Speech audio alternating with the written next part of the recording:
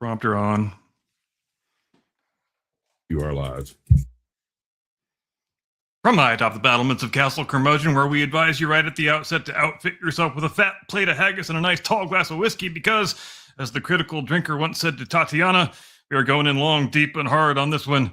Good evening, Mr. and Mrs. America and all ships at sea. Welcome to The Last Radius. Thanks ever so much for joining us tonight. Now, when people discuss the real-world history behind A Song of Ice and Fire, the standard shorthand is to say that George R.R. Martin took the dynastic confusion of the anarchy, mixed it with the Wars of the Roses, added some dragons, and called the resulting cocktail Westeros. And that certainly is true to an extent. The anarchy supplied the disputed succession of female claimant, a rival male claimant, several decades in which the English nobility discovered that civil war was an excellent opportunity to do all the things that kings normally discouraged. The Wars of the Roses supplied the competing dynasties, the boy kings, the sinister uncles, the shifting allegiances, the mysterious deaths, and the general principle that a man's oath of loyalty remained legally binding until somebody offered him a better estate. But if you want to find the place where a great many of the nuts and bolts of Westeros actually existed, you have to travel north. You have to go to Scotland. And not the Scotland of tartan, gift shops, shortbread tins, golf resorts, and Americans explaining that they are 1/32nd mech something or other on their mother's side. I'm talking about the Scotland of the late Middle Ages and the Renaissance. The Scotland before 1603, when James VI inherited the English throne and departed for London, promising to come home frequently before discovering that England had more money and considerably fewer people attempting to stab him.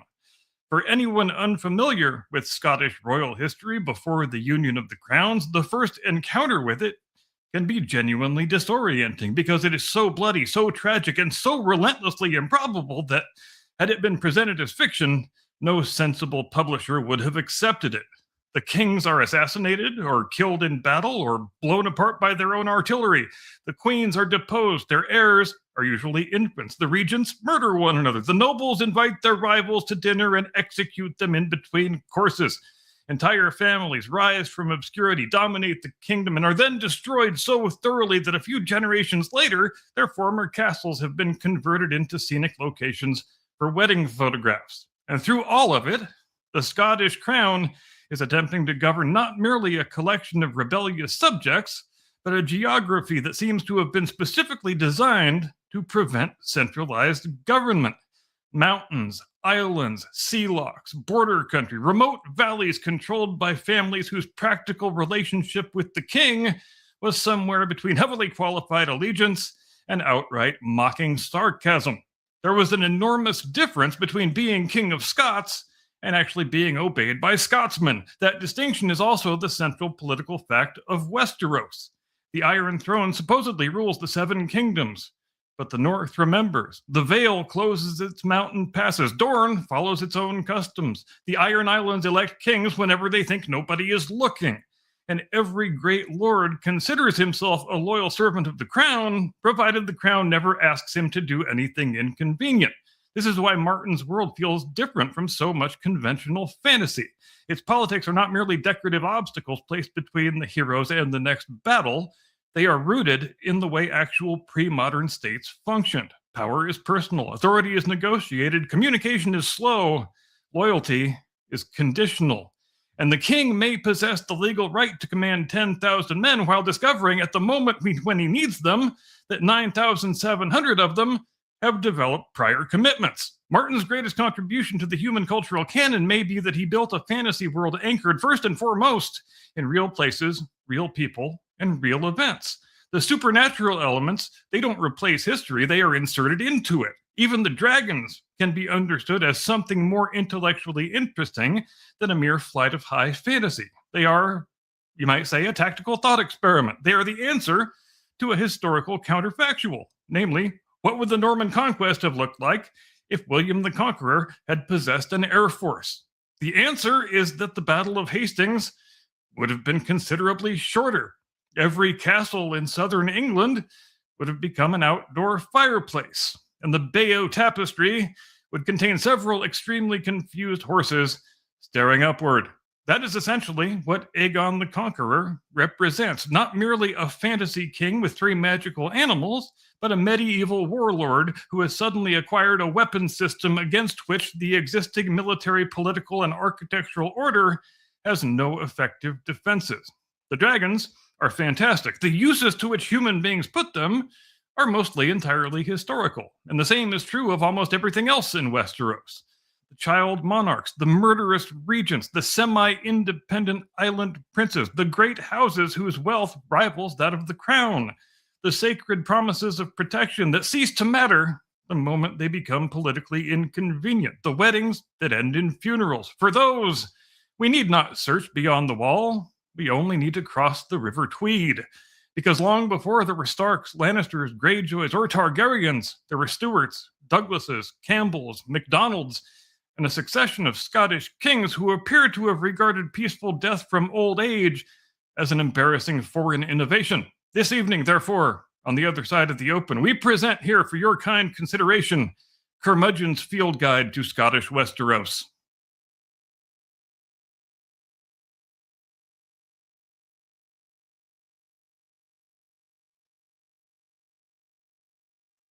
I'm frozen. Shit. You press a button, it's frozen. It's not doing nothing. I'll be right back. Well, now I've got a problem. Which button do I press? God damn it! Too tactical, Duke. Do we go to it? I don't have a quote. We didn't do that. We screw everything up. Wait, let's just do the intro and you can come back doing your thing and I'll be back as soon as I can. I think it'll work. Come on, work.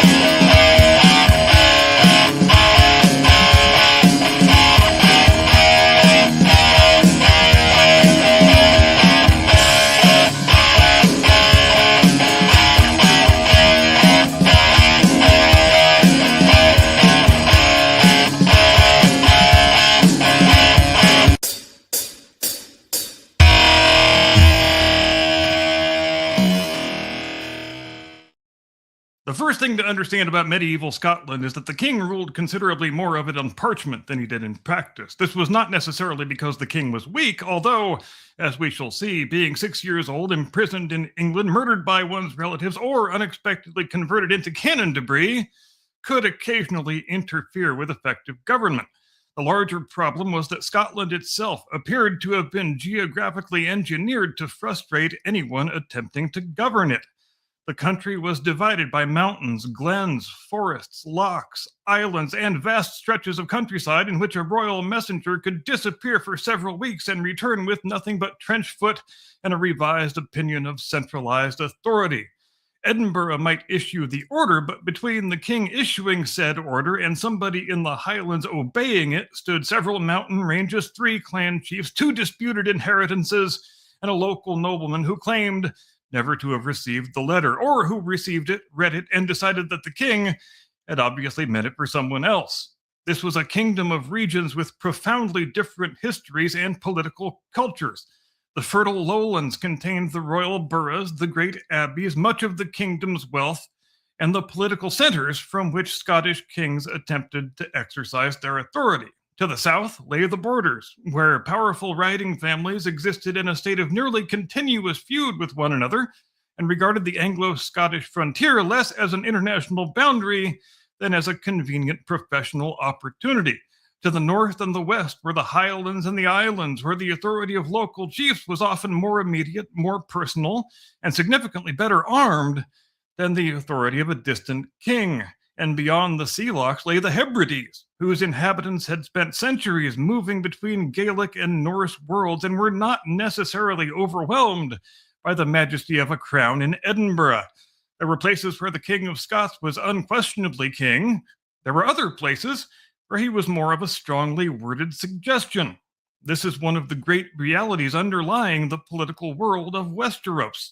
The Iron Throne claims dominion over the 7 kingdoms, but Westeros is not truly one kingdom. It is a collection of old kingdoms whose rulers have been persuaded, conquered, married, threatened, or incinerated into acknowledging the same sovereign. The North remains the North. Dorne remains Dorne. The Iron Islands remain a floating criminal conspiracy with a flag. The Vale can close its mountain roads. The great houses command their own fortresses, collect their own revenues, administer their own justice, and maintain private armies ostensibly belonging to the king in roughly the same sense that a man's hunting dog belongs to the neighbor who occasionally whistles at it.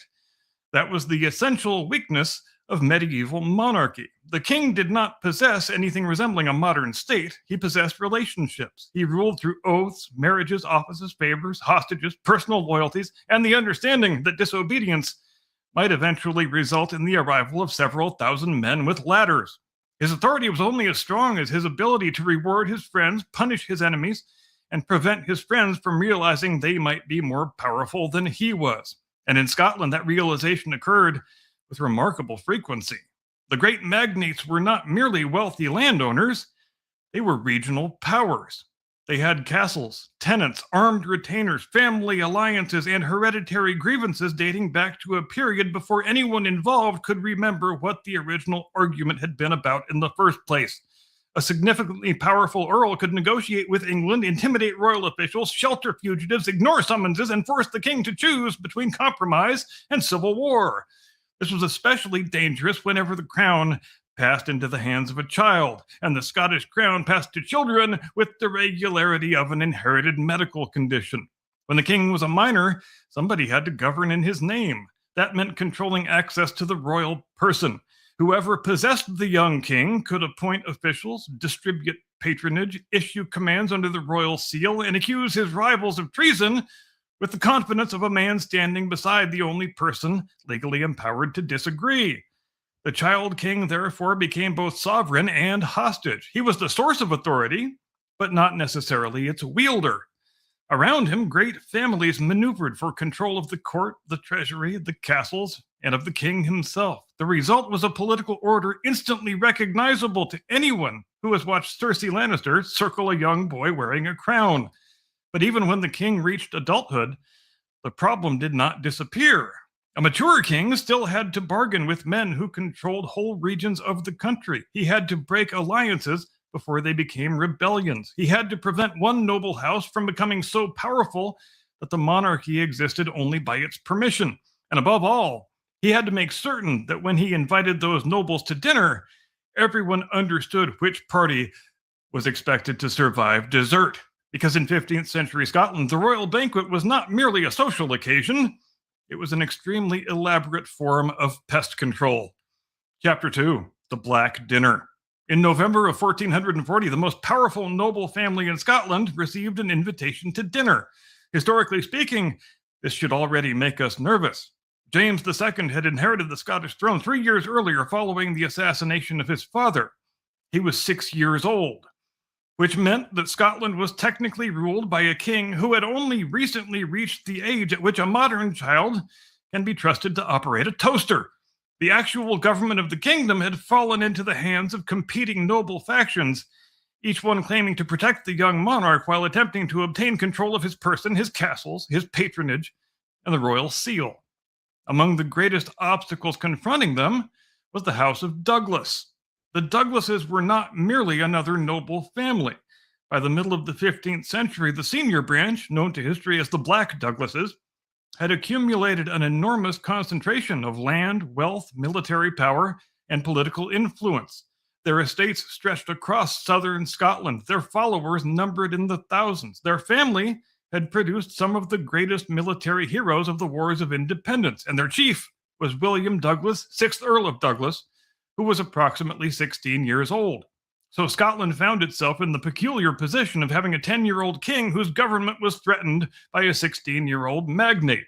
This is medieval politics in its purest form.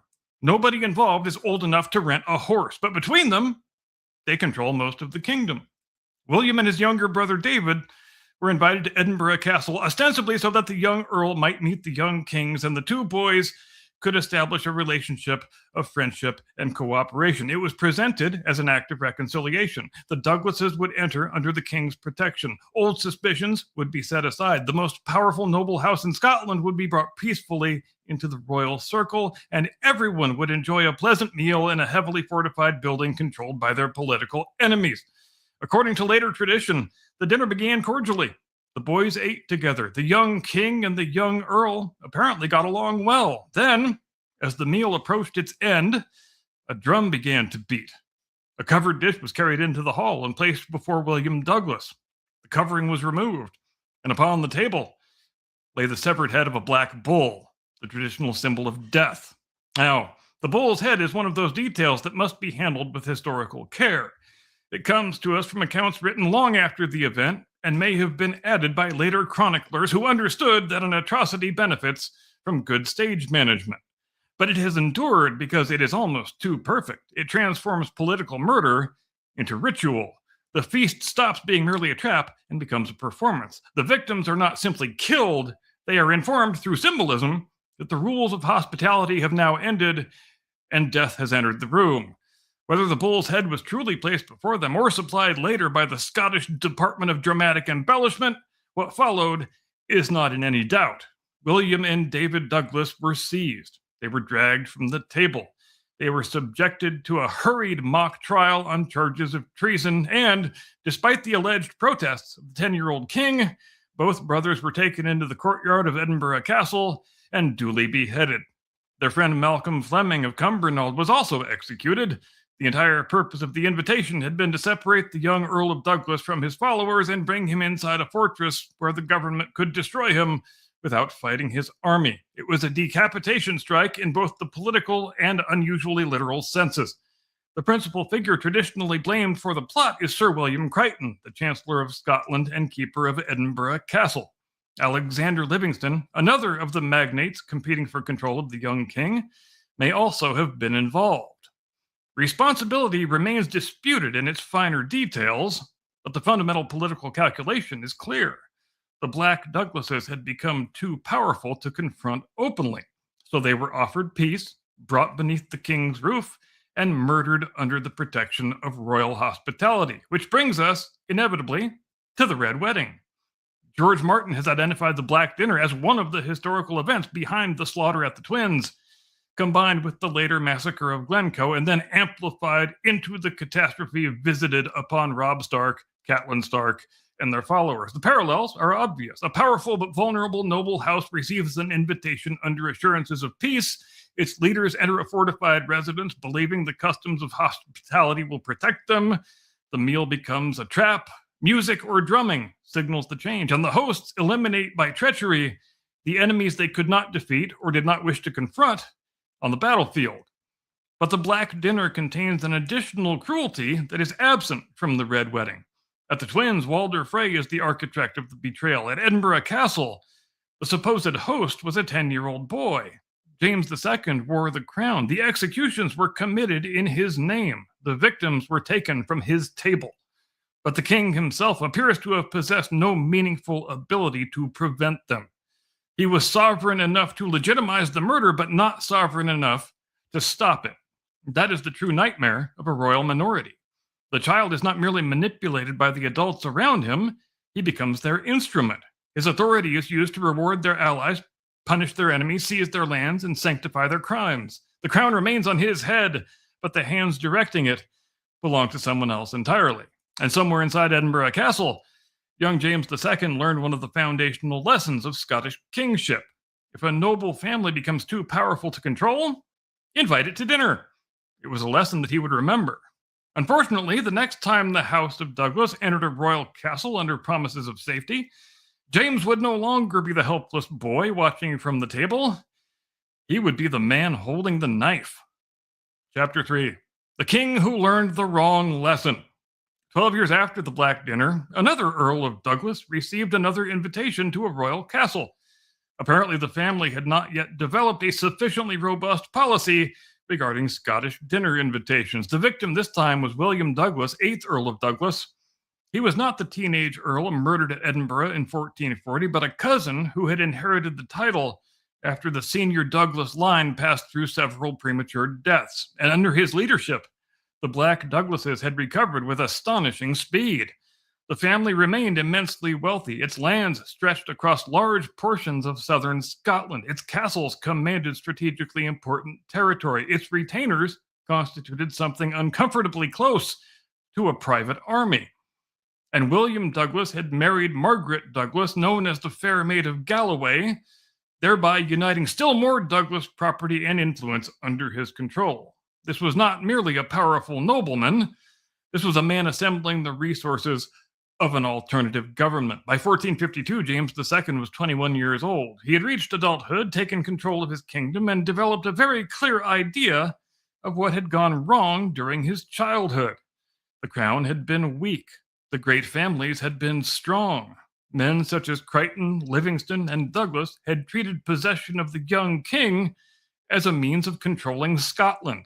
James had no intention of remaining a decorative object in somebody else's castle. He was determined to build a monarchy capable of ruling in fact as well as in theory, and that meant breaking the power of the Black Douglases. The immediate crisis centered upon a political alliance. Douglas had entered into a bond with Alexander Lindsay, Earl of Crawford, one of the dominant magnates of northeastern Scotland, and John Macdonald, Lord of the Isles, ruler of the great maritime lordship in the west.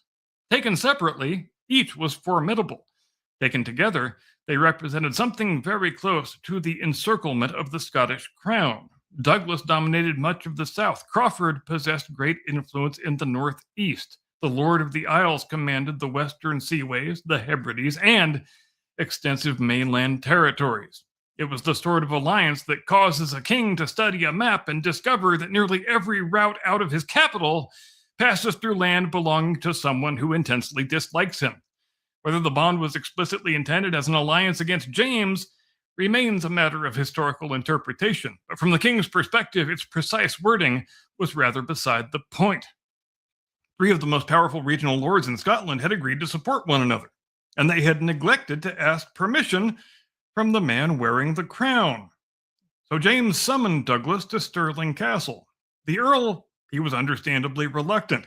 His family's previous experience of royal hospitality had ended with 2 severed heads in the courtyard of Edinburgh Castle. So James provided him with formal safe conduct. This was not merely an informal promise that everyone would behave, it was a written royal guarantee of protection. Douglas could come to Stirling, meet with the king, discuss their differences, and depart without harm. It was, in practical terms, the closest medieval Scotland could come to Westerosi guest right. The king's word stood between Douglas and violence. Douglas accepted the guarantee and entered the castle. At first, the meeting appears to have proceeded peacefully. The king received him with grace. The 2 men dined together. And once again, we arrive at the point in Scottish history where the meal has gone suspiciously well. After dinner, James confronted Douglas over the alliance. He demanded that the Earl dissolve his bonds with Crawford and the Lord of the Isles. But Douglas refused. Perhaps he believed the king would negotiate. Perhaps he believed his own power made him untouchable. Perhaps he simply trusted the guarantee of safe conduct. Whatever his reasoning, he underestimated the depth of James's anger. The discussion became an argument. The argument became a confrontation. And the King of Scots then drew a dagger and stabbed the Earl of Douglas right in the neck. At that moment, whatever legal distinction existed between monarchy and murder became largely academic. Once the king struck, members of his household joined in the attack. Douglas was stabbed repeatedly. One account claims that Sir Patrick Gray finished him off with a poleaxe. According to later tradition, the mutilated body was then thrown from a window of Stirling Castle. As with the bull's head at the Black Dinner, some of the theatrical details accumulated in later retellings. But the central fact requires no embellishment. William Douglas entered Stirling under the written protection of the king. He refused a royal demand, and James II personally initiated his murder. This was not an execution following a lawful conviction. It was not a death in battle. It was not even a carefully concealed assassination. The king lost his temper and stabbed a guest whose safety he had expressly guaranteed. In Westeros, the violation of guest right is presented as one of the most abominable acts imaginable because it destroys the fragile custom that permits enemies to meet without immediately reaching for their swords. Pre-modern politics depended on such guarantees. A king could not negotiate with powerful subjects unless those subjects believed they might survive the meeting.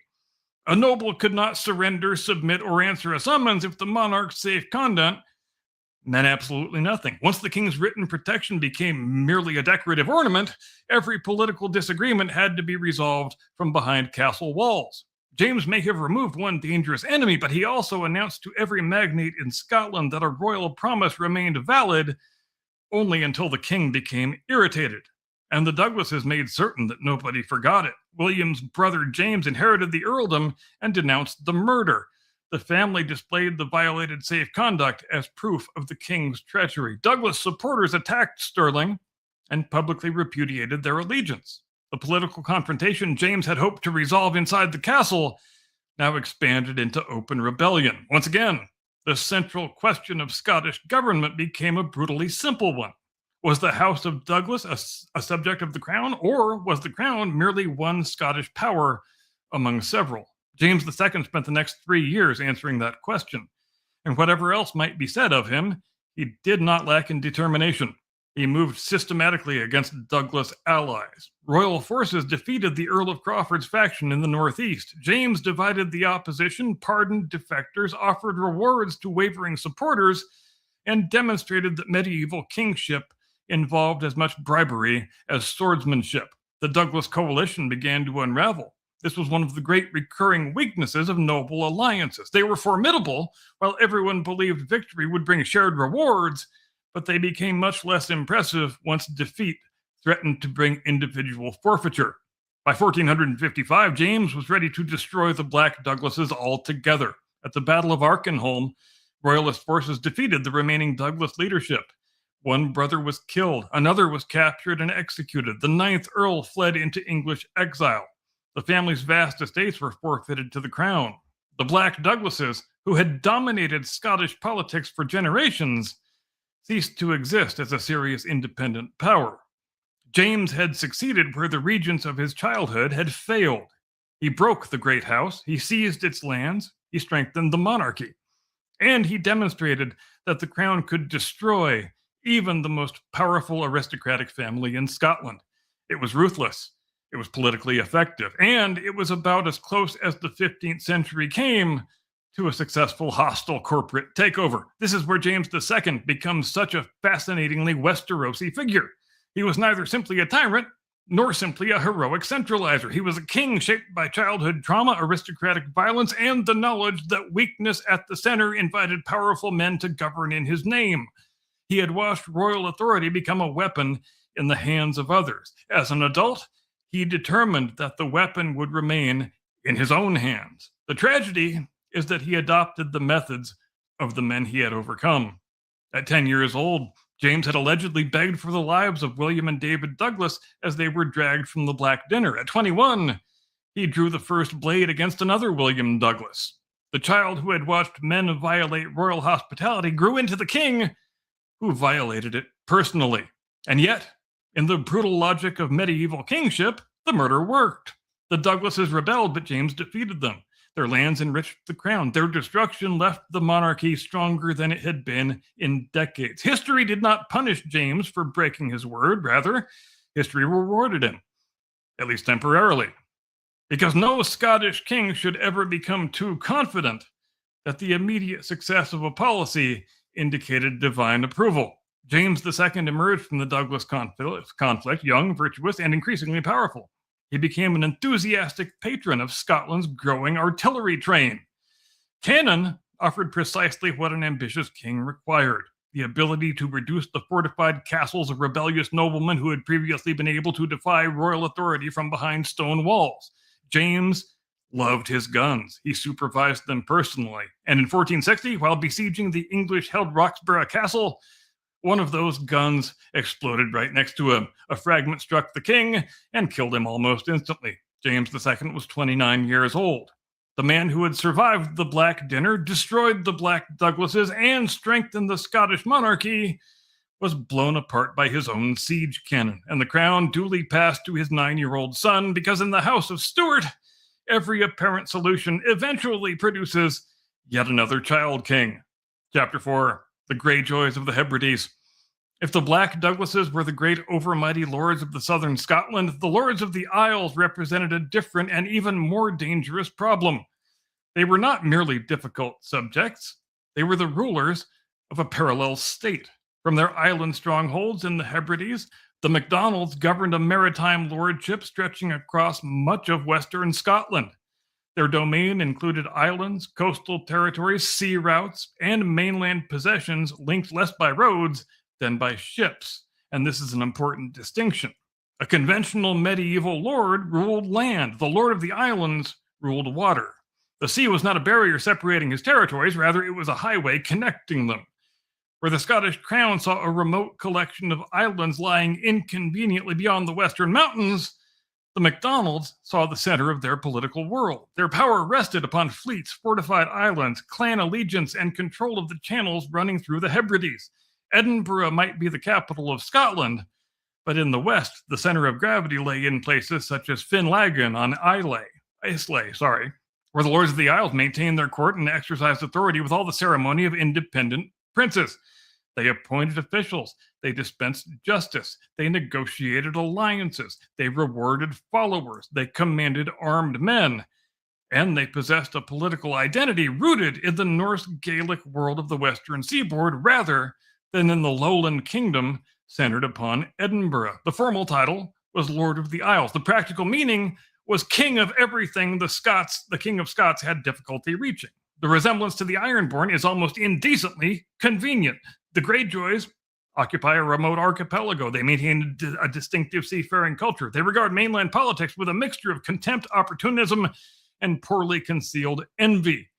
Their rulers acknowledge the Iron Throne when forced to do so, and rediscover the ancient independence of the islands whenever the central government appears to be distracted. Their power comes from ships. Their identity comes from isolation. And their long-term political strategy consists largely of waiting for everyone on the mainland to start killing one another. The MacDonalds were more sophisticated and politically embedded than the Greyjoys. They possessed extensive mainland interests and participated deeply in Highland affairs. But the structural resemblance remains nonetheless. Both were island dynasties nominally subject to a distant monarch. Both derived strength from naval mobility. Both operated within a culture distinct from the political heartland of the kingdom. And both had the unsettling habit of behaving like an independent foreign power despite technically residing inside the realm. This was the dilemma that confronted the Scottish crown. If the Lord of the Islands obeyed, he was an exceptionally valuable subject.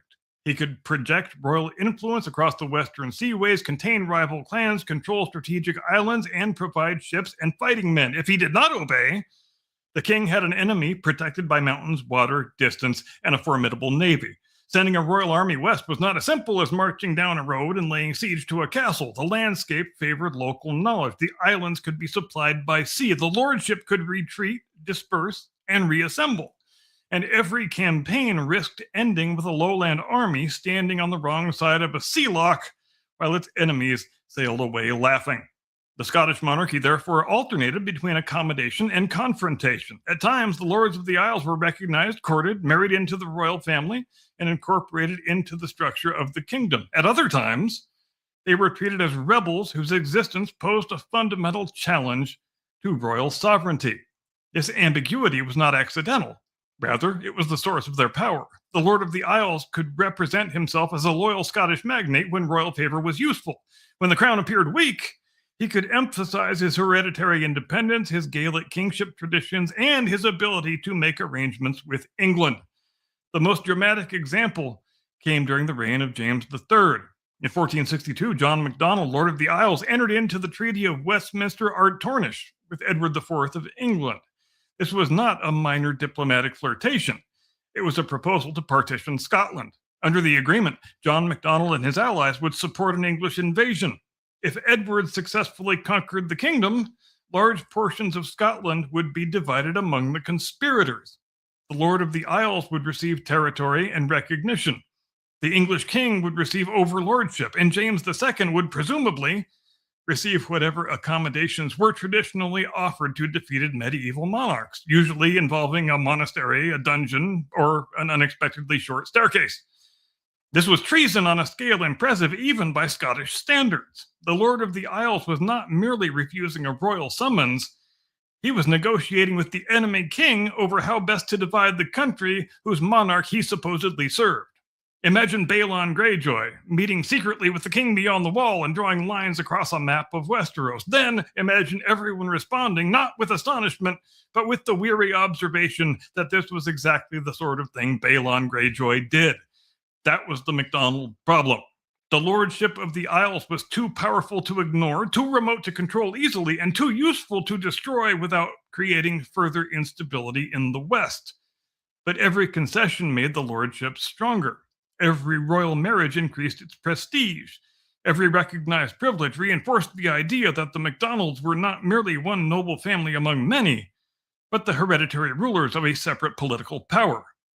And there was another danger. The Lords of the Isles did not exist in isolation from the other great magnates. John Macdonald had been part of the alliance that so alarmed James II, the bond linking the lordship of the Isles with the Earl of Douglas and the Earl of Crawford. Once again, the crown faced enemies in several regions at once. Douglas in the south, Crawford in the northeast, Macdonald in the west. The combination resembled a Westerosi conspiracy assembled by selecting one difficult great house from every corner of the map. The alliance ultimately failed. James II destroyed the Black Douglases, Crawford submitted, and the Lord of the Isles survived by doing what island powers have always done best, remaining somewhere else while the mainland coalition collapsed. But the monarchy did not forget. Over the following decades, the crown moved steadily to reduce Macdonald power. Internal family disputes weakened the lordship. Royal officials encouraged rival claimants. The Scottish kings exploited divisions among the western clans. And John Macdonald's heir, Angus Ogg, challenged his father in a struggle that divided the Macdonald world against itself. This is another profoundly Westerosi feature of the story. A great house may appear impregnable from the outside, but give it two plausible heirs, one disputed marriage, and several ambitious cousins, and it will frequently destroy itself at no expense to the crown. By the reign of James IV, the monarchy was strong enough to act decisively. In 1493, the title Lord of the Isles was forfeited to the crown. John Macdonald surrendered his lordship. The great maritime principality that had dominated western Scotland for generations formally ceased to exist. The king had finally brought the islands beneath direct royal authority, at least on parchment. Because abolishing a title is not the same as abolishing the political world that sustained it. The clans remained, the geography remained, the sea routes remained, the rivalries remained, and the Western Highlands continued to resist easy government for centuries. The crown had removed the Greyjoy, it had not removed the Iron Islands. That is the recurring mistake of centralized monarchies. They assume that a difficult region is difficult because it possesses the wrong ruler. Remove the ruler, abolish the office, seize the castle, and the problem will disappear. But political systems grow out of geography, culture, and local power. The lordship of the Isles was not an administrative misunderstanding that could be corrected by royal decree. It was the product of a maritime landscape in which ships connected communities more effectively than roads. Local allegiance mattered more than distant law, and the King of Scots remained a remote figure somewhere beyond the mountains. James IV could claim the islands, his successors would still have to govern them. And Scottish kings were about to discover that controlling the western seaboard was only one item on a much larger list of hereditary disasters. Because while the Macdonalds were losing their lordship, the House of Stuart was perfecting its own contribution to Westeros, a royal dynasty in which nearly every king inherited young, died violently, or did both. Chapter 5, The Curse of the Five Jameses. The House of Stuart occupied the Scottish throne for more than 2 centuries. Its great achievement was continuity. Its preferred method of achieving continuity was for each king to die unexpectedly and leave the crown to a small child. Between 1406 and 1542, Scotland was ruled by 5 consecutive kings named James. Not one of them lived to see the age of 50. 4 of them inherited the throne before reaching adulthood. 3 died violently. 1 was killed by his own artillery. 1 died shortly after a catastrophic military defeat, and the dynasty concluded this sequence by handing the kingdom to a 6-day-old baby girl. If the Targaryens had produced this record, readers would complain that George Martin was becoming repetitive. The curse began with James I. He became King of Scots in 1406 at the age of 11 following the death of his father, Robert III. Unfortunately, James was not in Scotland. Shortly before Robert's death, the prince had been sent by sea toward France, partly for his own protection amid the murderous rivalries of the Scottish nobility. His ship was intercepted by English pirates. James was delivered to Henry IV of England, and so the new King of Scots began his reign as a prisoner of the country Scotland was perpetually fighting. This was inconvenient for James. It was considerably more inconvenient for the Scottish nobles who were governing in his absence. For the next 18 years, James remained in England while his uncle, Robert Stuart, Duke of Albany, and later Albany's son, exercised power in Scotland. James was not kept in a dungeon. He received the education of a prince. He learned literature, music, courtly manners, administration, and the military arts. He emerged intelligent, cultivated, energetic, and absolutely furious. When he finally returned to Scotland in 1424, he was 29 years old and determined to recover everything the monarchy had lost during his captivity. This included royal lands, royal revenues, royal authority, and, where possible, the lives of the people who had enjoyed them. James moved rapidly against the Albany Stuarts. The former governing family was arrested. Its leading members were tried for treason. Several of them were executed. Their lands were confiscated. The king then proceeded against other magnates whose power had expanded during the long royal absence. This was vigorous government. It was also an excellent way to persuade several noble families that their continued survival depended upon the king's immediate death. James I possessed many of the qualities later displayed by James II. He was intelligent, he was capable, he understood the weaknesses of the crown, and he believed that royal authority could be restored by frightening, prosecuting, impoverishing, or executing everyone who had benefited from its decline. This strategy worked beautifully until the people being frightened, prosecuted, impoverished, and executed began comparing notes with each other. In February 1437, James was staying at the Dominican Friary in Perth. A group of conspirators led by Sir Robert Graham entered the building.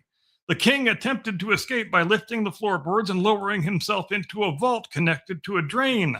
At first glance, this seems like an undignified arrangement for a medieval sovereign, but dignity becomes a secondary consideration when armed relatives are searching the building with swords. Unfortunately, the drain had been blocked. According to the famous story, James himself had ordered the exit to be sealed because tennis balls kept disappearing into it. The King of Scots had inadvertently converted his own escape route into a royal sporting improvement. Trapped beneath the floor, he was discovered by the assassins. James fought desperately, but he was unarmed. The conspirators stabbed him repeatedly and killed him in the vault. He was 42 years old. The first of the 5 Jameses had become king at age 11, spent 18 years in captivity, ruled Scotland for 13 years, and died hiding in a sewer because of a tennis-related infrastructure decision. The crown then passed to his 6-year-old son. James II therefore began his reign with the lesson that Scottish kings could be murdered in their bedrooms, their monasteries, or beneath the floorboards. As we have already seen, his childhood produced the Black Dinner. His adulthood produced the murder of William Douglas. His campaign against the Black Douglases strengthened the monarchy and left him by his late 20s in a more commanding position than any Scottish king had enjoyed for years. And then, in 1460, he went to besiege Roxburgh Castle. Roxburgh was one of the last great English-held fortresses remaining inside the Scottish border. And James, of course, brought with him a very impressive artillery train. He was fascinated by cannons and understood their revolutionary potential. For centuries, a rebellious noble or foreign garrison could shelter safely behind stone walls and force the king into a very long, very expensive siege. Gunpowder artillery was changing that calculation. A sufficiently large cannon could turn hereditary feudal independence into gravel in a matter of moments. James supervised the bombardment personally. This demonstrated courage, technical interest, and an unfortunate misunderstanding of workplace safety. One of the Scottish cannon exploded. A piece of the weapon struck the king, breaking his thigh and killing his ass. He was 29 years old. James II had survived aristocratic conspiracy, royal kidnapping, the Black Dinner, civil war, and the destruction of Scotland's greatest noble house. He was then killed by equipment he had brought to destroy somebody else's castle. The crown passed to his 9-year-old son. James III inherited a monarchy strengthened by his father's victories. He also inherited the traditional Scottish arrangement in which rival nobles competed to control the king until the king became old enough to retaliate. His reign proved to be deeply troubled. James possessed interests considered unusual for a warrior monarch. He favored artists, musicians, architects, and men of relatively humble birth. These are admirable qualities in a Renaissance prince. They are less helpful when one's aristocracy believes the royal patronage is a fixed resource being stolen from them by foreign fiddlers. James became increasingly unpopular among sections of the nobility. He quarreled with his brothers. He distrusted major magnates. His favorites attracted resentment. And his government acquired the fatal appearance of a small court faction attempting to rule without the cooperation of the political class. In 1482, while Scotland faced an English invasion, James's own nobles arrested him at Lauder Bridge. Several of his favorites were seized. According to tradition, they were hanged from the bridge before the king's eyes. James himself was taken into custody. Once again, the King of Scots became a prisoner inside his own kingdom. He recovered authority, but never fully recovered the confidence of the nobility. By 1488, another rebellion had formed against him. This time, the rebels placed James's own 15-year-old son at their head. The prince was not necessarily directing the movement, but his presence gave the rebellion what every successful aristocratic conspiracy requires: a plausible replacement wearing the correct surname. The opposing forces met at the Battle of Sackeysburn. James III's army was soundly defeated. The king fled the battlefield. What happened next is uncertain in its details and magnificently Scottish in every surviving version. James may have fallen from his horse. He may have been taken refuge in a cottage. A man posing as a priest may have entered and killed him, or he may simply have been murdered during the confused aftermath of the battle. What is certain is that James III was dead at the age of 36. The rebellion conducted in his son's name had thus succeeded, and the 15-year-old prince became James IV. The son had inherited the throne through the destruction of his father. That is the kind of succession Westeros generally accompanies with ominous music and a raven landing on a battlement. James IV appears to have felt genuine guilt over the circumstances of his accession. According to tradition, he wore an iron chain around his waist as an act of penance, adding another link to it each year. Whether every detail of the story is literal or a later embellishment, the image endured because it fit his reign. James IV carried the moral burden of his father's death. He also became one of the most capable of the Stuart kings. He strengthened royal government. He supported education. He patronized printing. He encouraged medicine and shipbuilding. He expanded the navy. He traveled widely through his kingdom. He dealt energetically with the Western Highlands and the remaining power of the Lords of the Isles.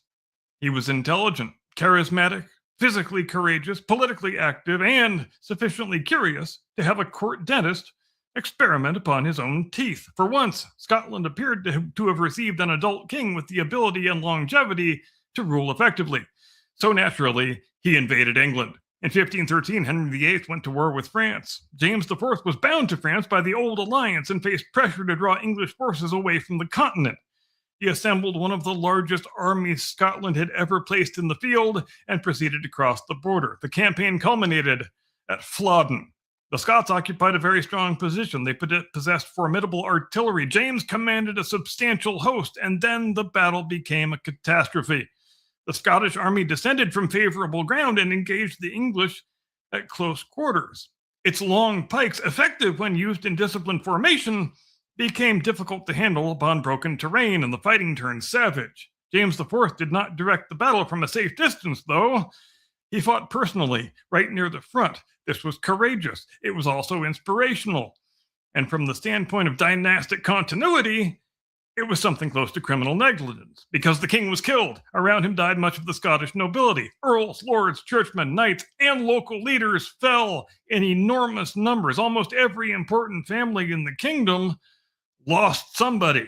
Flodden was not merely a military defeat, it was the mass decapitation of the Scottish political nation. There were households across Scotland in which the messenger brought news that the father, the eldest son, the younger brother, and several cousins had all died on the same afternoon. James IV was 40 years old. He had reigned for 25 years, and at the moment of his death, his legitimate heir was 17 months old. And the crown passed to James V. At this point, the pattern should have been obvious. A child inherits, the nobles form factions, somebody controls the regency, the king grows older amid conspiracy, he attempts to recover royal authority, everyone prepares for the next funeral. James V's minority featured struggles among his mother, Margaret Tudor, her second husband, the Earl of Angus, the Duke of Albany, and various aristocratic factions competing to govern through the infant king. Margaret Tudor was the sister of Henry VIII. This made James V the nephew of the English king. It did not make Anglo-Scottish relations noticeably less violent. For several years, the Earl of Angus effectively controlled both the government and the young monarch. James came to regard himself as something of a prisoner. In 1528, at the age of 16, he escaped from Douglas control and began ruling personally. His response was entirely in keeping with Stuart family tradition. He moved against the Douglases, drove Angus into exile, confiscated estates, and demonstrated that holding a young Scottish king against his will was a sound short-term investment, followed by a disastrous retirement plan. James V strengthened administration and royal justice. He married into the French royal world. He cultivated Renaissance magnificence. He also developed a reputation for severity, suspicion, and hostility toward magnates who might threaten the crown. The old structural problem remained. The king needed the nobility. The king feared the nobility. The nobility understood both facts and priced its loyalty accordingly. Relations with England deteriorated.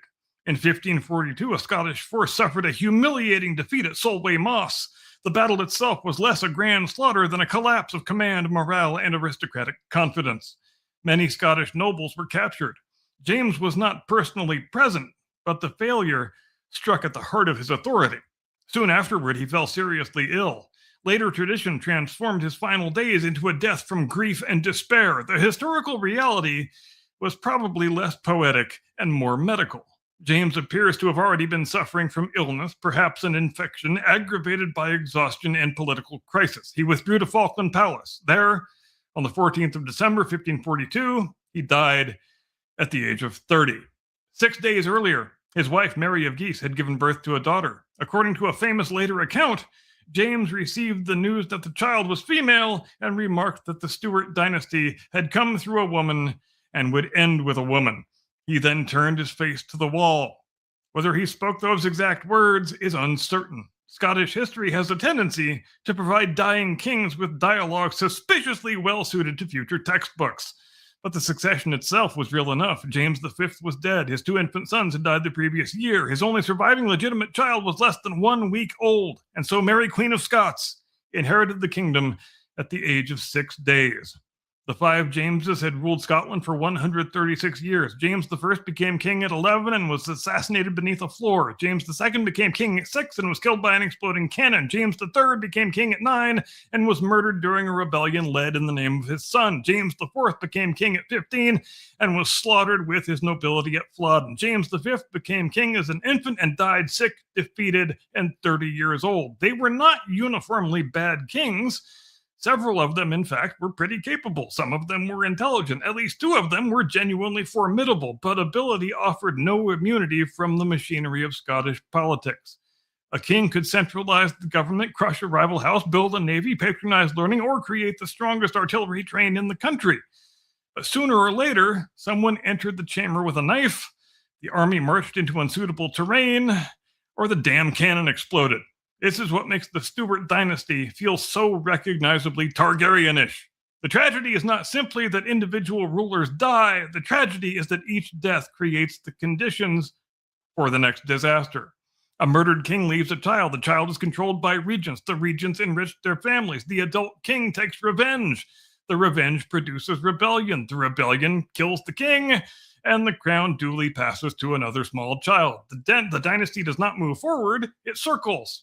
Every generation inherits not only the throne, but the unresolved violence of the generation before it. And now, after 5 consecutive King Jameses, Scotland had reached the logical conclusion of the system. The throne belonged to a newborn girl.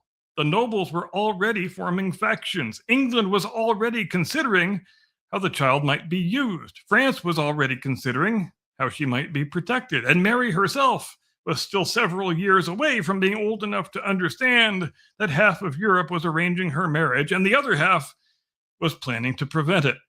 The curse of the 5 Jameses was over. The tragedy of Mary, Queen of Scots, was just beginning. Chapter 6, The 6-Day Queen.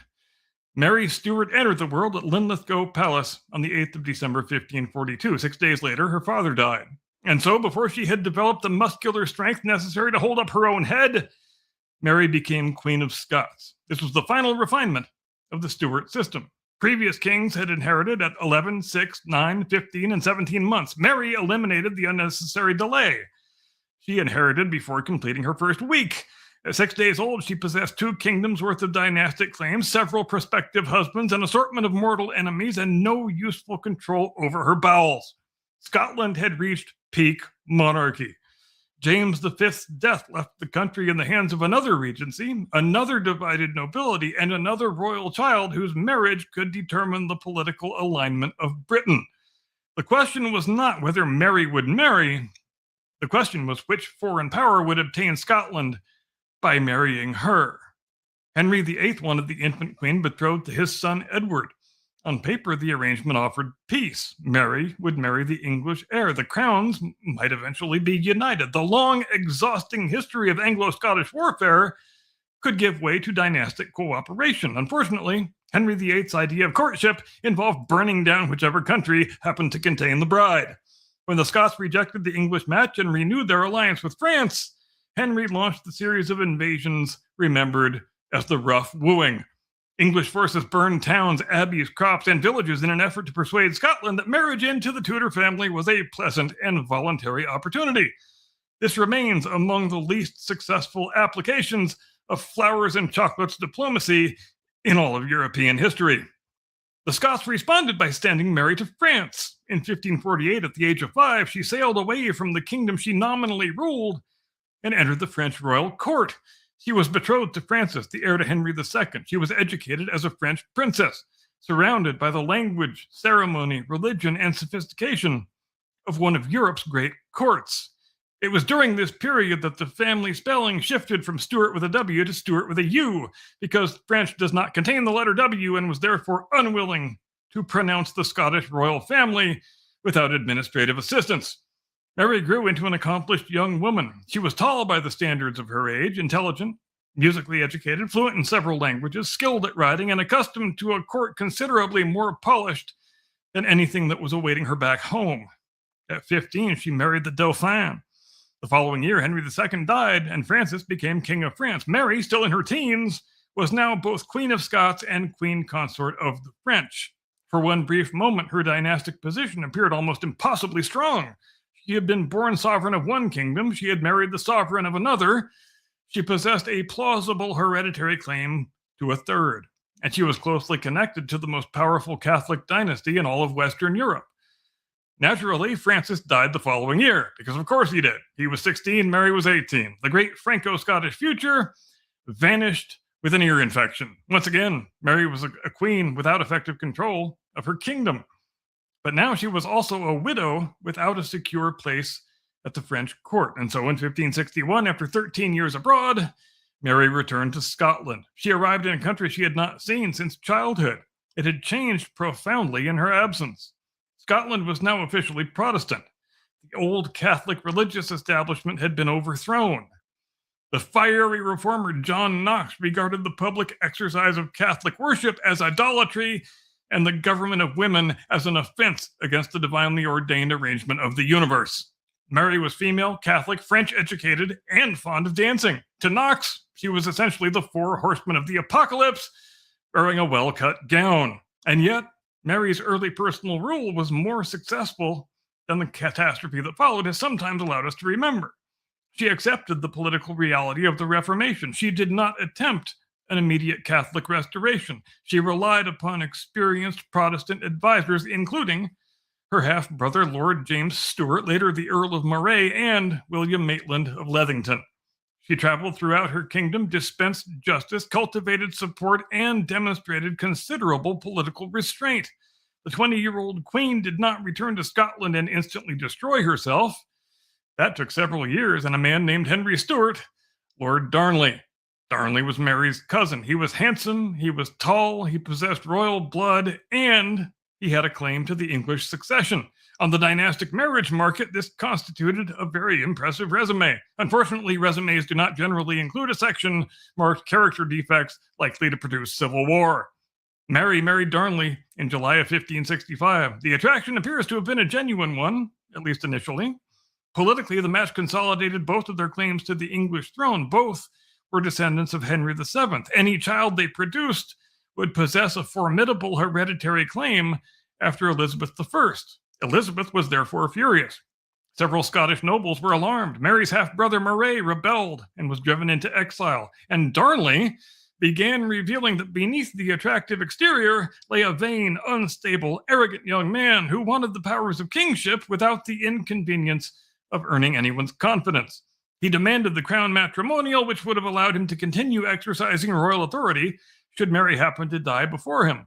Mary refused. Darnley grew resentful. The marriage deteriorated, and into the widening space between husband and wife stepped a man named David Riccio. Riccio was an Italian musician who had risen to become Mary's private secretary. He was intelligent, useful, foreign, Catholic, and very close to the Queen. This made him intensely unpopular among Protestant nobles who disliked foreign Catholics, royal favorites, competent secretaries, or anyone receiving influence they believed properly belonged to them. Rumors spread that Riccio was Mary's lover. There is no persuasive evidence that he was, but evidence is the least important component of a useful political rumor.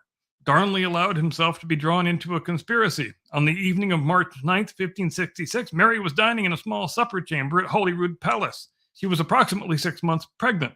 Darnley entered and sat beside her. Then armed conspirators forced their way into the room. Riccio attempted to shelter behind the Queen. The attackers dragged him away. He was stabbed repeatedly and left dead nearby, while Mary was held prisoner inside her own palace. Darnley had helped armed men invade his pregnant wife's chamber and murder her secretary right in front of her. This was not merely domestic cruelty, it was a political coup. The conspirators intended to remove Mary's advisors, dominate her government, restore exiled nobles, and rule through Darnley. Once again, possession of the royal person meant possession of royal authority. Once again, the monarch became a prisoner inside the monarch's own residence. And once again, the people conducting the conspiracy had overlooked the possibility that the captive Stuart might escape and devote the remainder of her life to exacting revenge. Mary persuaded Darnley that the conspirators intended to discard him once he had served their purpose. This was almost certainly true. Together, the royal couple escaped from Holyrood. The rebellion collapsed. Mary recovered control, and 3 months later, she gave birth to a son. The child was named James. He would become James VI of Scotland. He would eventually inherit the English throne as James I, and he would accomplish the dynastic union that Henry VIII had attempted to secure through military invasion.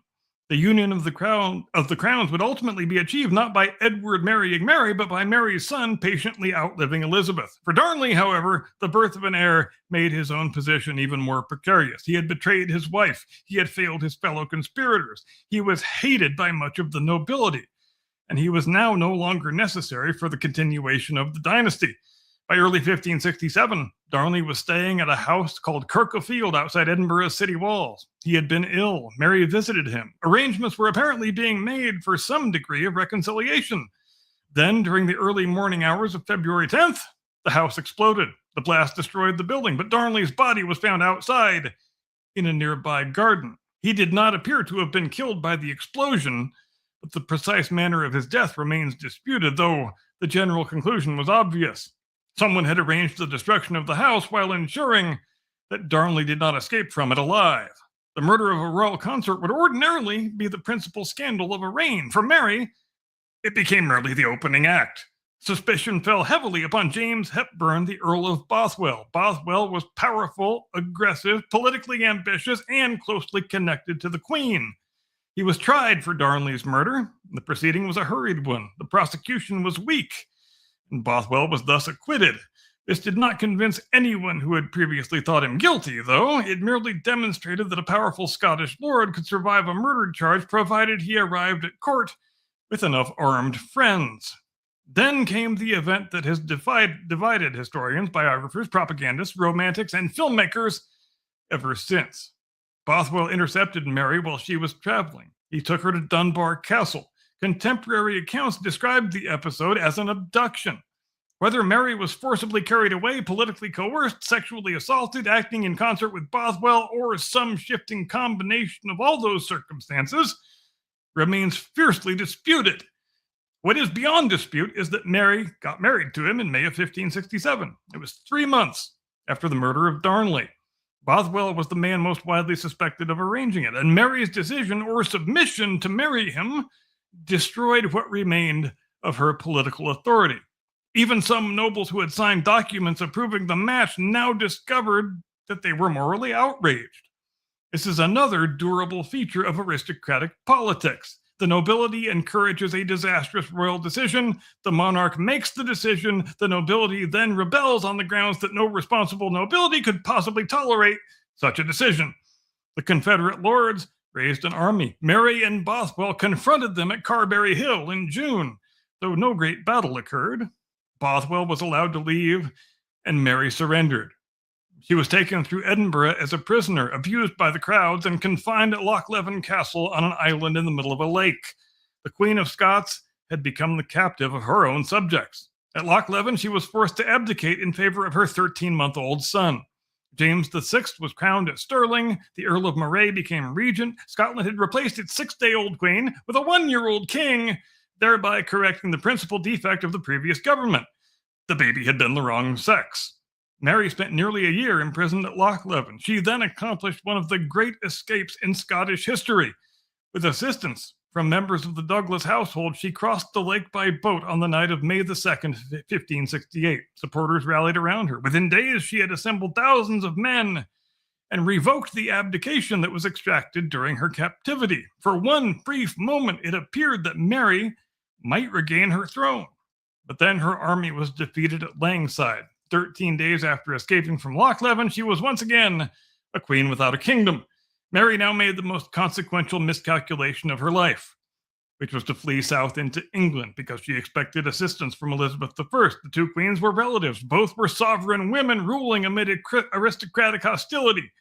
Mary believed that Elizabeth would recognize the danger of allowing subjects to depose an anointed monarch. And in principle, Elizabeth did recognize that danger. In practice, though, Mary presented her with an impossible problem. To restore Mary in Scotland, Elizabeth might strengthen a Catholic rival who also had a claim on the English succession. Release Mary, and she might travel abroad, obtain foreign support, and return at the head of an invading army. Send her back to the Scottish lords, and Elizabeth would appear to endorse rebellion against monarchy. Keep her in England, and Mary would become a permanent rallying point for everyone who wanted Elizabeth removed. Elizabeth selected the option that postponed the decision. She merely imprisoned her, not in a dungeon, generally speaking. Mary maintained a household. She had servants, possessions, correspondence, occasional recreation, and accommodations that were suited to her rank, but she could not leave. She moved between castles and manor houses under heavy guard, and she remained there for 19 years. Mary arrived in England at the age of 25. She died there at the age of 44. During those years, she became more dangerous in symbol than she ever had been in government. To English Catholics who considered Elizabeth illegitimate, Mary was the rightful heir.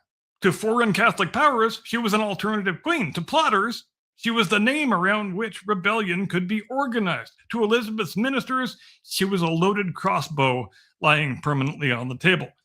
Mary did not have to initiate every conspiracy formed on her behalf. Her existence made the conspiracies possible. For years, Elizabeth resisted demands for her execution.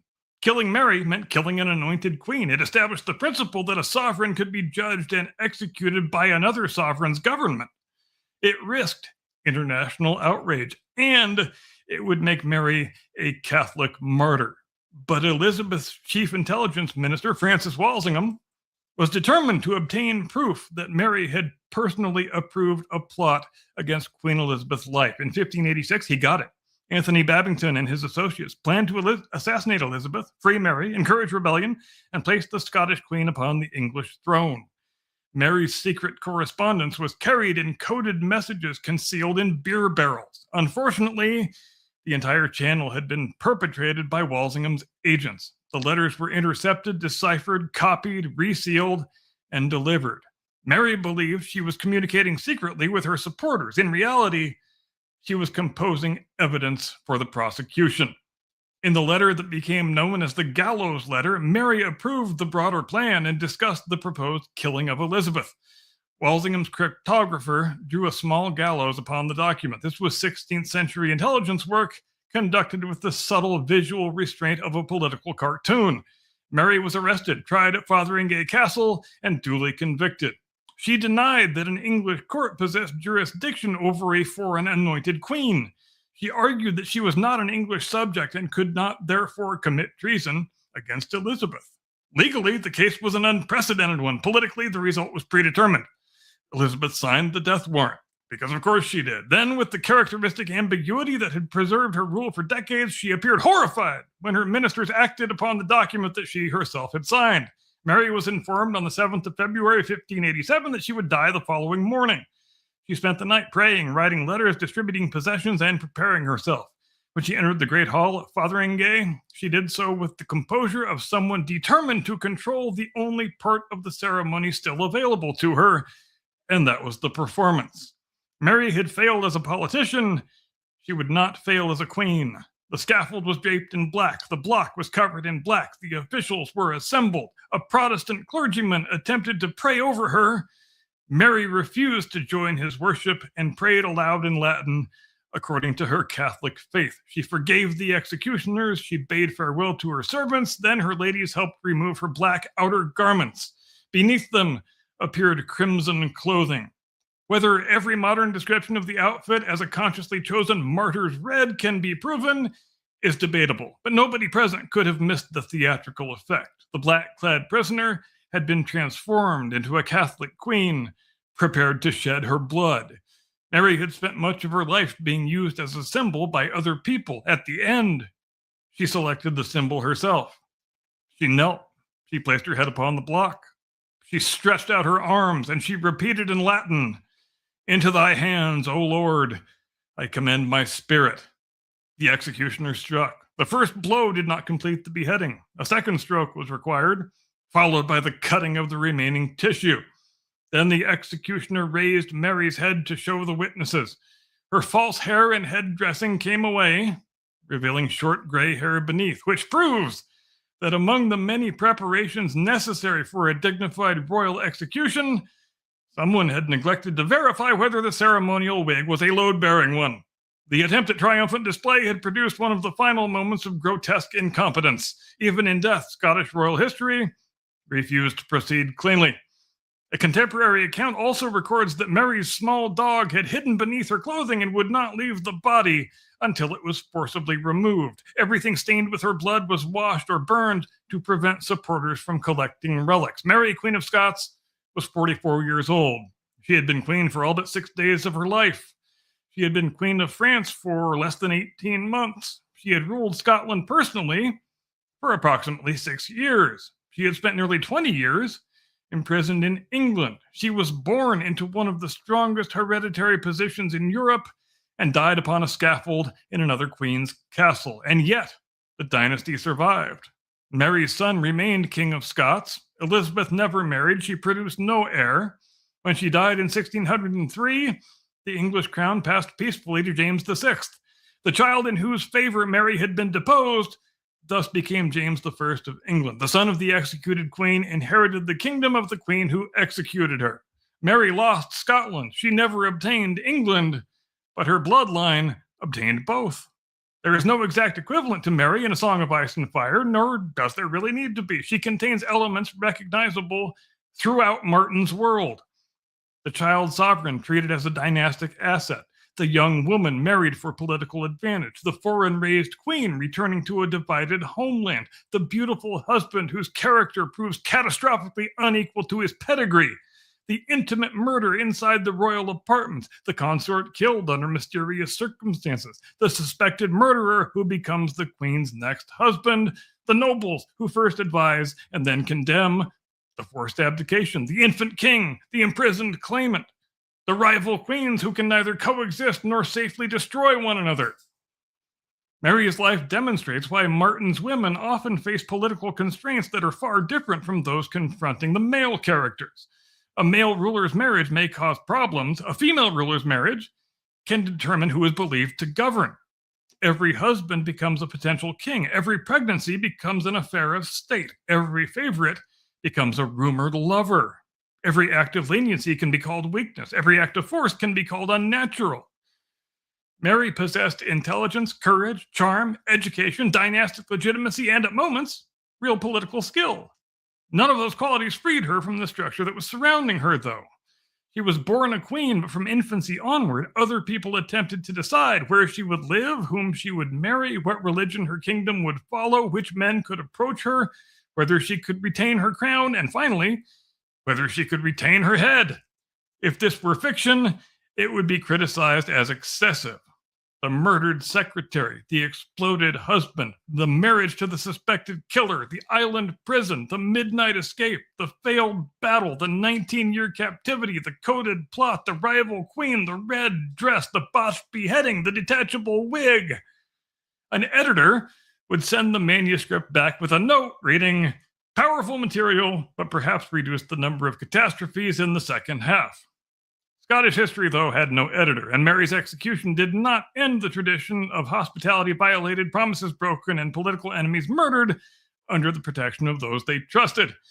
For the final precursor to the Red Wedding, we must move forward a century, to a Highland glen, to a winter night, and to a company of soldiers who ate beneath their victims' roofs before rising to kill them. Chapter 7, The Other Red Wedding.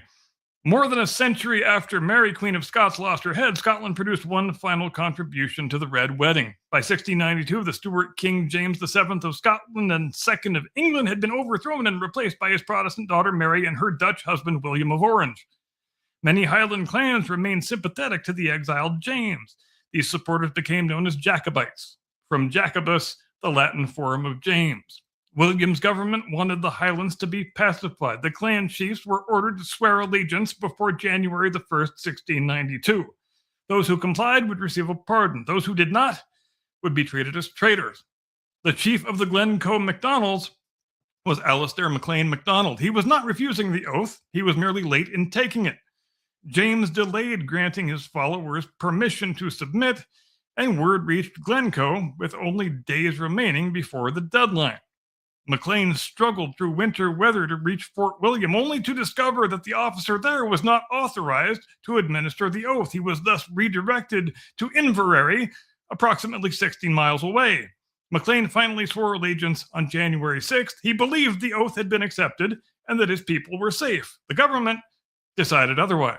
The Glencoe McDonald's were small enough to destroy, unpopular enough to isolate, and conveniently late enough to serve as an example.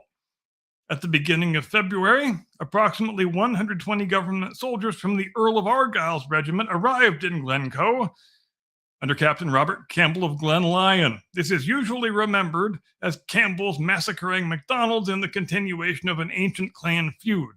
There was certainly bad blood between the families, but reducing Glencoe to tribal revenge lets the government off far too easily. Only a small number of the soldiers were in fact Campbell's. This was actually a state operation. The order came through the military chain of command. The regiment was merely the instrument. The McDonald's were told that the soldiers had come to collect taxes and required lodging. For nearly 2 weeks, the people of Glencoe housed them. They shared their food. They shared their fires. They drank together. They played games. They lived beneath the same roofs. The soldiers were not an army approaching across the mountains. They were guests already inside the victims' homes. On the evening of February 12th, Glen Lyon received his true orders. At 5 o'clock the following morning, his men were to fall upon the McDonald's, secure the exits from the glen, and ensure that the clan leadership did not escape. The soldiers rose before dawn on February 13th. Maclean was shot as he climbed from his bed. Elsewhere, musket fire tore through the doors and windows of houses in which the soldiers had been entertained only hours earlier. Men were dragged outside and killed. Homes were burned. Women, children, and elderly people fled into the mountains in the middle of a Highland winter. 38 members and associates of the clan were killed directly. Others died from exposure after escaping into the snow. Some soldiers appear to have warned their hosts or deliberately permitted them to flee beforehand. Even men carrying out the order understood that something more shameful than ordinary warfare was taking place here. This was what made Glencoe infamous. People had been killed in Scotland before. Indeed, this entire monologue has been arranged around the difficulty of finding anyone who had not. The horror was not merely the murder, it was murder under the guise of trust. The McDonald's had admitted the soldiers beneath their roofs. Highland hospitality created obligations between host and guest, even when the men involved belonged to rival families. For nearly 2 weeks, those obligations had been duly observed. Then the guests rose before daylight and attempted to exterminate the people who had been feeding them. A later Scottish inquiry formally condemned the massacre as a murder committed under trust, although most of the men responsible escaped any meaningful punishment. George Martin has identified Glencoe and the Black Dinner as the two principal Scottish events behind the Red Wedding. The Black Dinner supplied the feast, the invitation, and the destruction of a noble family after promises of safety. Glencoe supplied the more intimate betrayal. The killers were not strangers crashing through the gates. They had eaten the victims' food and slept beside their fires. Martin combined the two events, moved the setting to a wedding, locked the doors, and provided a band sufficiently well rehearsed to know precisely when to begin playing the Rains of Castamere.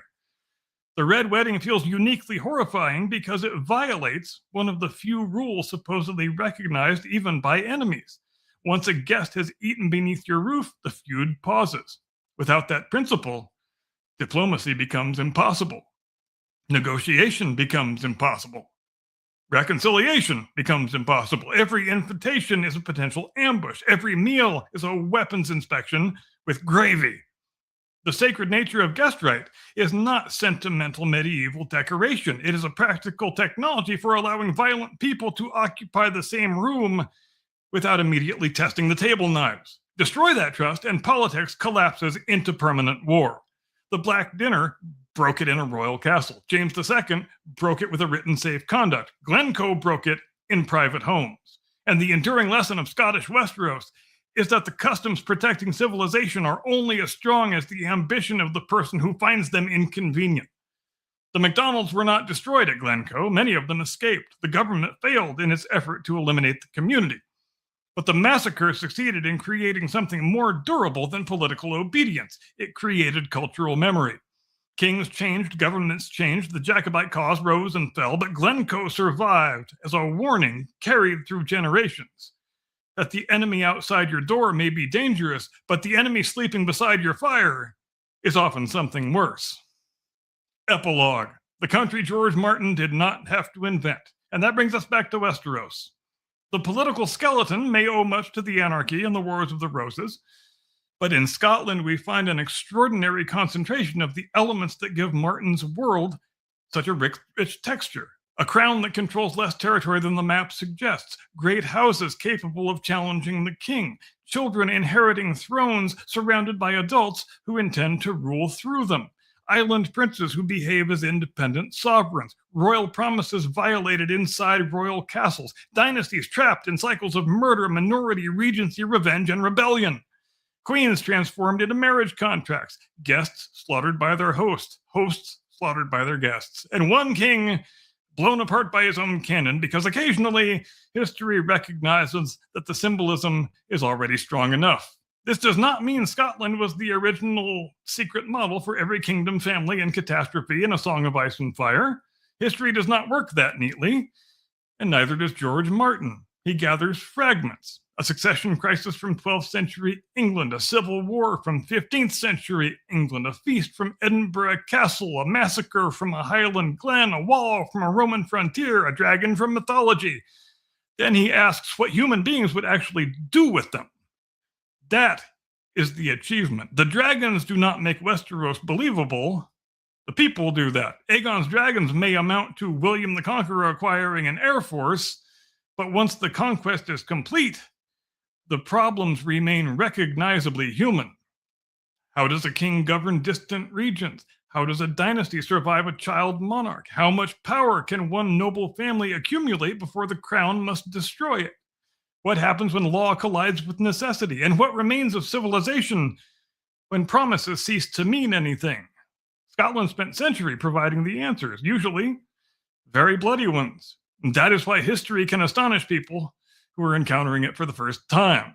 If you submitted the Five Jameses, the Black Dinner, the Murder at Stirling, the Lords of the Isles, Mary's Reign, and Glencoe as a fantasy manuscript, an editor would tell you, maybe dial down the melodrama a little bit.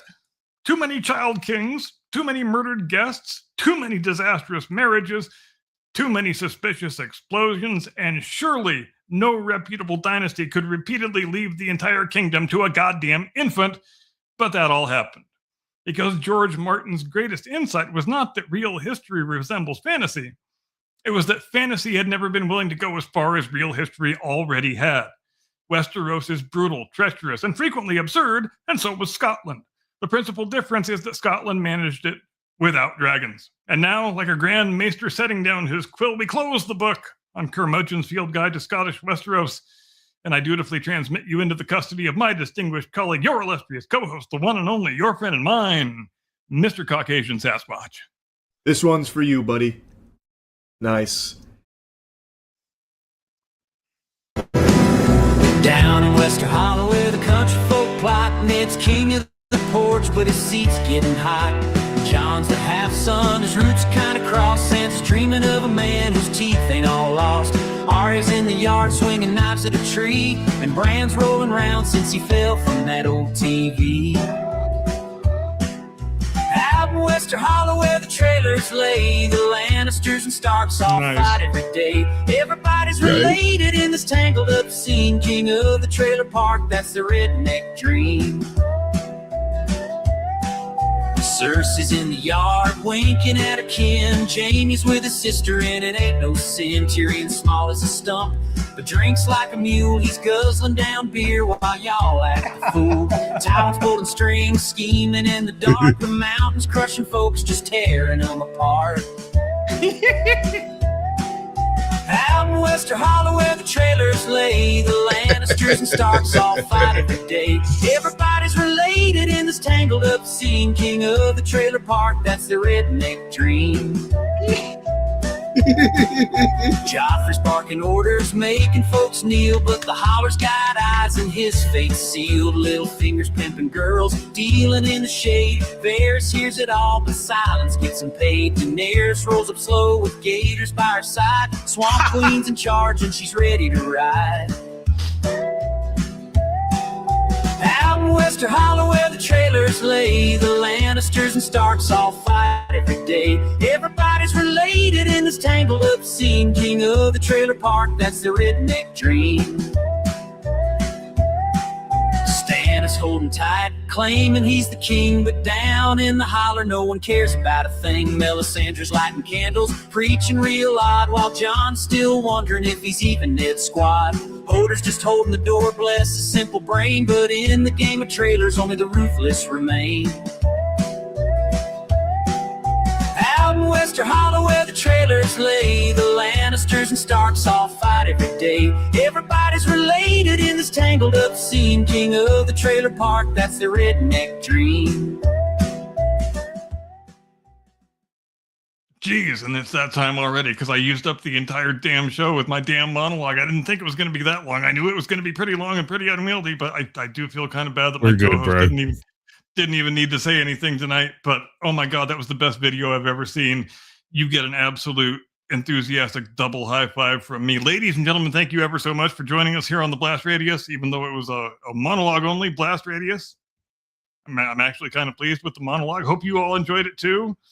We will see you next week. Same time, same place, Sunday night, 8 Eastern, 5 Pacific. We'll talk about some stuff, and it won't just be me reading a teleprompter the entire time, I promise. It was a fun thing to do once. That's the longest monologue I've ever attempted in my entire natural-born life. But next week we'll do something more normal and more traditional. We will hope you have a great tomorrow and the next day and a fantastic rest of your week, and we will see you next time. Take care. Do not comply. Get off my lawn.